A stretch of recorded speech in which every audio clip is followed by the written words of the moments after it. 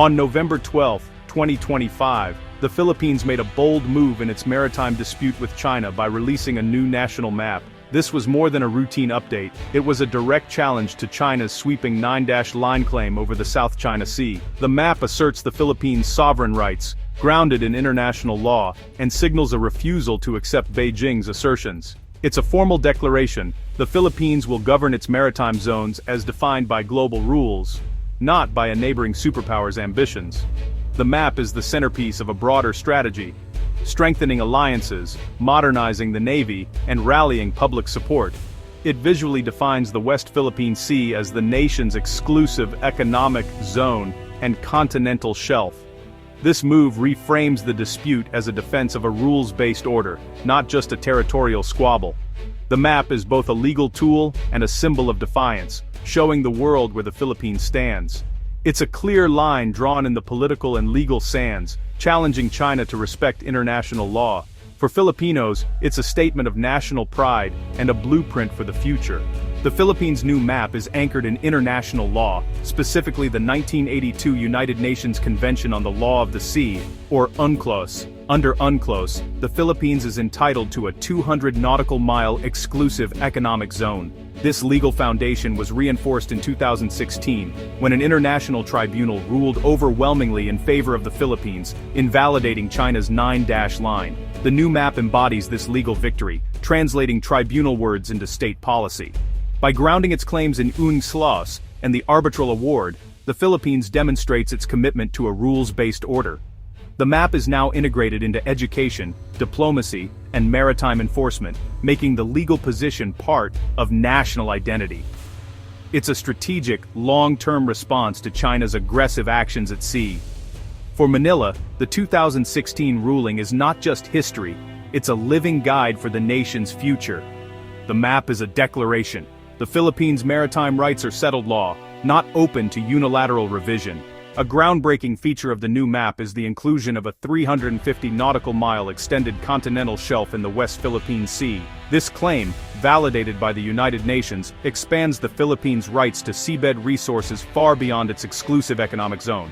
It's a major scientific and diplomatic achievement, granting exclusive access to valuable minerals, oil, and gas beneath the ocean floor. Unlike China's vague historical claims, the Philippines' position is based on scientific evidence and international law.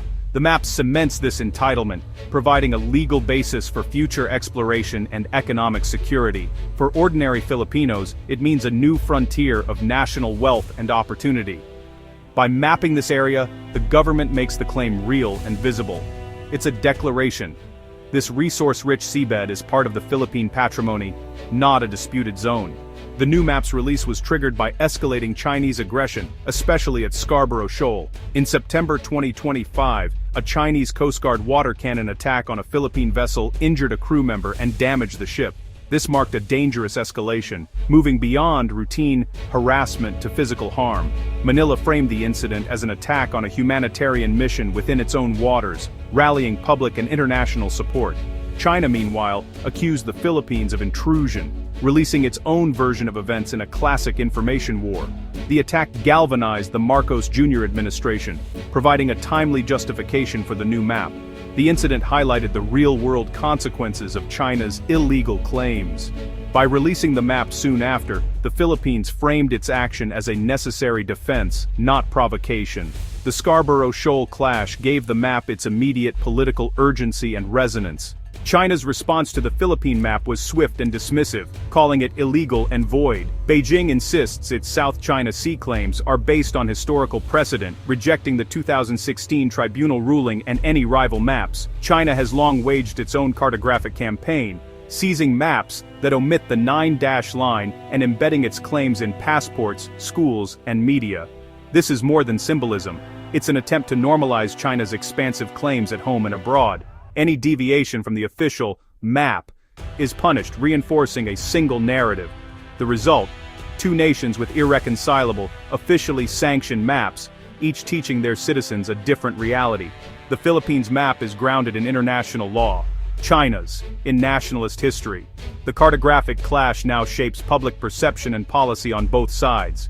The Philippines' cartographic stand and recent maritime clashes drew global attention. The United States quickly condemned China's aggression and reaffirmed its defense commitments to the Philippines. This alliance is central to Manila's strategy, with expanded U.S. military access and joint exercises strengthening deterrence. The new map gives the U.S. and allies a clear, legal position to support. Other Southeast Asian claimants like Vietnam and Malaysia watch closely, seeing Manila's stand as a precedent for resisting Chinese pressure. Nations such as Australia, Japan, and the UK have also voiced support for freedom of navigation and the 2016 ruling, backing words with naval patrols. The South China Sea is a global trade artery. 1/3 of world shipping passes through its waters. Any conflict here would have catastrophic economic consequences worldwide. The Philippines map is a rallying point for defending the rules-based order in a vital region. It's a move with global stakes, not just regional ones.